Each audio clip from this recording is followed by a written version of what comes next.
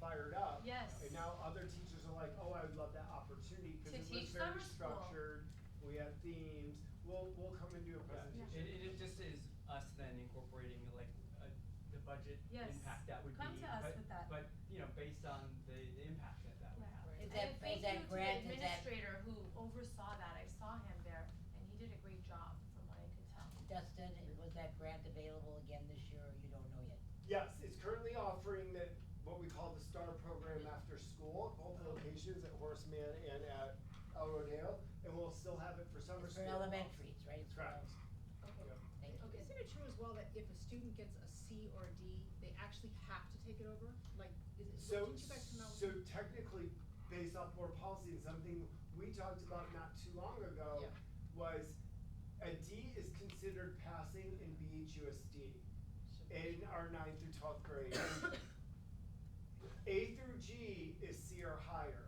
So you will not be admitted into an A through G. That's why our A through G completion rate differs from our graduation rate, even though we have A through G requirements that have to be met to graduate. It's not enough. Some of our students receive a D, which is technically passing, which will earn a BHUSD diploma, But it won't get you into the. but it won't get you into UCs. So, but is there any policy that compels them to have to retake it to get that C, or no? Because our policy is that you pass, so you don't have to. No, it's a policy that we are hoping to bring to you for discussion. Yeah. Should change it. But that's not on the Yes. current menu of the two things that we're pondering. No, because we can't penalize the current class that's living in that. Going That would be, forward. we would have to cohort phase it into, because technically the Norman guide in which they enter in is kind of their binding, you know, So should I say, if some ninth grader gets an F in something, they do have to retake it, right? They do have to Okay. retake the F, they cannot keep it out. They have to, there's no way around it, and they would have to. I have been advocating. Yeah, for we've had this change. conversation Yeah, I remember. since September So of last year. It's coming. The More than D that. cannot be It- passing, yeah. Right. Okay. Well, I don't Okay. want, I don't want a C, but he's saying a C. Anything else? Yeah. C's Yes, and I have a degrees, couple no, of those. C's and It's like- degrees. But it's coming. We've done new. It's like you're killing The this. degree model. doesn't have a. We'll Okay. bring that on. We'll have a very intimate graduations. Can we talk about AVID for a minute? Yeah. Can you, rename AVID? Like, can you put a description in front of it, academic skills by AVID or something like that? Because nobody knows what it means other than us and some other people who are closely watching. And it's misunderstood. So it might be misunderstood. I have a couple AVID comments. Okay, I personally think it would be an amazing idea if there was an AVID summer school class offered to rising sixth graders. You know, when there seems to be some kind of a gap between where Mrs. Caber ends as an example. I don't mean to call you out, but you brought it up. So, you know, and then where Mr. Waters starts. So it's on us, this is the first time hearing about this. So it's on us to bridge that gap. So you drop your 12-year-old or 11-year-old off for football from 10 to 12. And what are they doing the rest of the day? Nothing. But you're obligated because you want them to be prepared for football or tennis or soccer or whatever it is. So wouldn't it be good to offer an AVID class from 8 to 10 so that at least the student gets dropped off at 8, there's a 8 to 10 AVID, 10 to 12 football, and then 12 to 2 a math review or an English review. But I really think that we're leaving things on the table by not having some kind of a summer school offering for middle schoolers. This is the time to do AVID when the parents are fighting back because they don't want their kids to miss out on STEM or. Yeah, no, in this past summer, you guys, again, first time taking over, it was a smaller population. Is we did a 3-course sequence with our middle school, 6th, 7th, and 8th grade, meaning rising 6th, rising 7th, rising 8th, where we did a 3-course sequence where it was support in ELA, Jamie Tinter taught it. Mhm. We had Sabrina Slaughter teaching support in math, and then Hannah Croft teaching academic support and executive functioning. So the kids rotated through a 3 50-minute block period Yeah. at the middle school, and it ran from 8:30 to 11:30. And we did allow those kids that had other obligations such as athletics leave. But again, it was only a 4-week Yes. pilot, and we I receive you. Yes. We definitely would Thank like to you. bring Please. that And for your maybe it needs to- consideration. We just can't call it avid. You can because- call it but- whatever but- you want, but just- call it what it is so that Yeah. the families know Yeah, what it yeah, is. yeah. And then, for example, if you're bringing, the policy to us and we're gonna tell the parents, should it be approved, hey, you know, you can only take one elective in the 6th grade unless you take the avid Yep. equivalent class in the summer. So now Yeah, you're giving yeah. the families a choice. And maybe it should be at the high school because that's where the sports are, and I really think that the sports and the academics need to be in harmony. They can't be in silos where you're asking the families to pick. I understand why you did it, but I think next year it can be like Yeah, yeah. more robust. It could be tighter. It could be tighter and more. We have offered 6-12. We used to do it in the STC, Drews campus, to support that. One of the things that we just last year with the pilot wanted to see is because getting the incoming 6th graders, Yes. they felt a little more confident on being at BV prior to the freshman orientation. I get it. I So that's understand one the thing, why. yeah. I understand it, So but we I, have to kind of battle that there's piece. balances, yeah. Okay, so those are my thoughts on there. And not just the avid, but maybe a math, like how many students did you offer this middle school program We had to? 90 students, it was about 30, 30, 30, and again, we identified them based off of academic support need. And then whatever opening spaces, we started to open up to the masses. Yeah. But again, it was predominantly those that we could justify to the parents. Your kid, this was their CAS score, Yeah. they failed one or multiple. We kinda have a letter, Rich and I, of like, we demand summer school, but Yes. that doesn't mean that But they let's- show up for Let's put it out there. That's right. Yeah. That's tough. Please, thank Okay. you. Okay, I'm almost done. What else do we have left to make sure we're efficient? Do you guys have more to This is prepare? it. We are good. No, this is Okay. it. This is Okay. I the just feedback. wanted to make a few Yeah. comments Okay. and, So after, you wanna do that now, or? you well, want- Judy said she has one more, but I I have would just just, a couple more. Mr. Waters, well, can we have another closed session. I'll be very fast. Can we pick up back our conversation on the AVID and the advisory sessions? Remember we talked about it at a Tuesday. I wanted to kind of understand the vision in the structure at the middle school. We have like the U, and then we have each grade has their assistant principal and their counselor. I'm just trying to understand how, intimate is not the word, how involved is the counselor and the middle, so now we have 2 administrators, quasi-administrators, for approximate, a counselor and assistant principal, for every 200 kids, 1 and 1? Yeah, I wouldn't call them quasi-administrative, the counselors. Are not administrators. Their function's very, very different. Okay, so I'm just trying to understand, at the middle school level, you have a 10-and-a-half-year-old that is in elementary school, and then 3 months later, they're in a middle school setting where they have 7 teachers.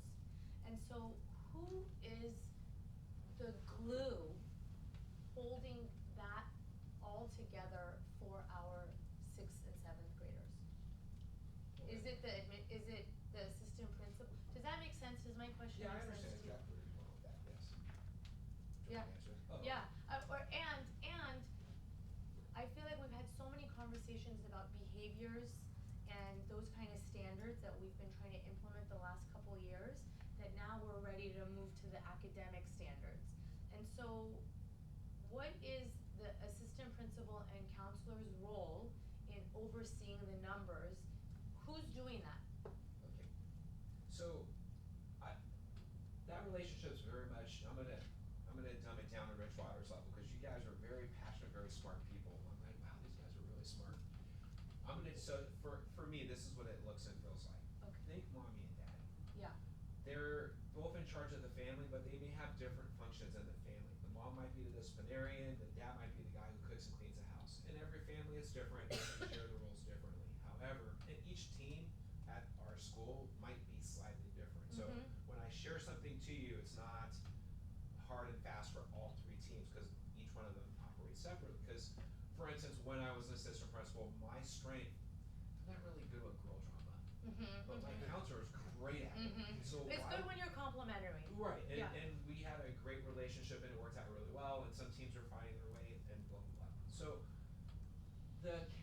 those are more social emotional support. They also do academic support. So they are getting in and they are that primary contact when the kid is having a problem at school that's not necessarily discipline related. The assistant principal not only is doing the discipline, but they also are assigned different areas of the school which they are in charge of. So let me give you an example at our site. Joe Little does special ed, he does testing. Ms. Perkins does facilities, and she does like our data support for like all the testing. We're looking at numbers and attendance. And Ms. Tomovich, I call her Ashley Tom for short, she is in charge of the scheduling and the counseling. So not only are they in charge with each one of their specific grade level students, but they're also doing macro stuff for the entire school. The counselors are more like the feel good support, academic. They'll do the 504 stuff, and they'll make sure when kids are struggling with either with attendance or other issues, they'll get in there with those families or work with them. They'll give them strategies on how to improve and do better. The assistant principals, for lack of a better term, and I apologize, they're kicking ass. They're going in there and they're getting after the parents in a different way to try to push that train forward. And so within that structure, they're also dividing up the different core subject areas, and they're leading those departments and helping train them to do better in terms of instruction. So, does that make sense? Yeah, but then as we're talking about, like, for example, both Mrs. Kaber and Ms. Ellerby were very clear about when they're meeting with grade level principals and that kind of thing. I'm sorry, grade level teachers and really going granular. So at BV, who's going granular and when? So, and that would be both the assistant principals and the assistant principals. So, and we've changed this a little bit. In years gone by, we were on basically a 4-week cycle where we would have a staff meeting, we would do a PD, and then we would have our grade level meetings, and then or department meetings. And then that one day off was the personal professional day where teachers were in charge of their own development. So we would schedule a grade level meeting where the assistant principal and the counselors would pull all the grade level teachers in, and we would have what we call a green slip meeting.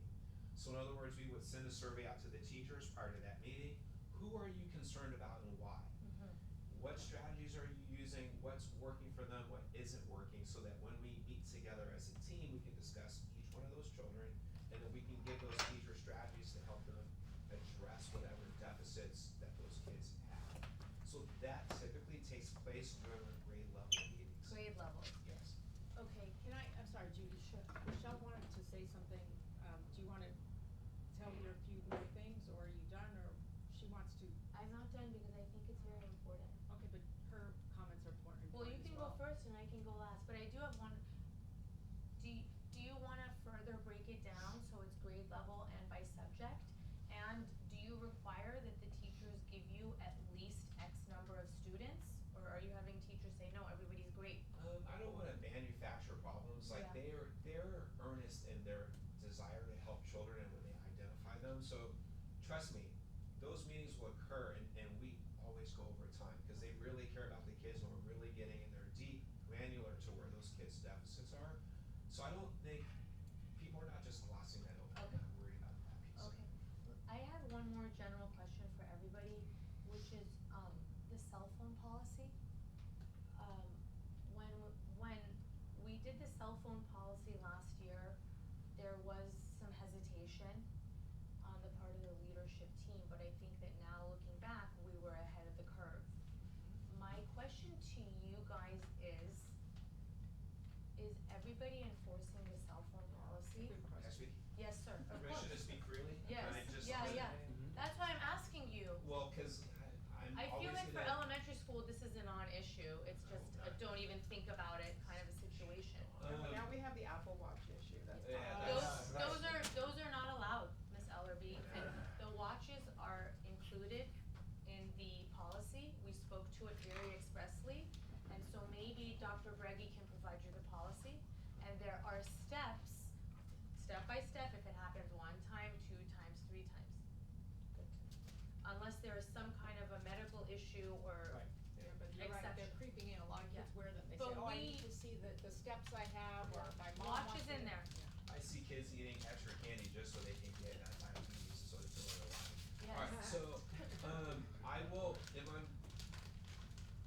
I was always one be honest. hundred percent against the board's decision last I year know. about this. I know. was strong, for a number of different reasons.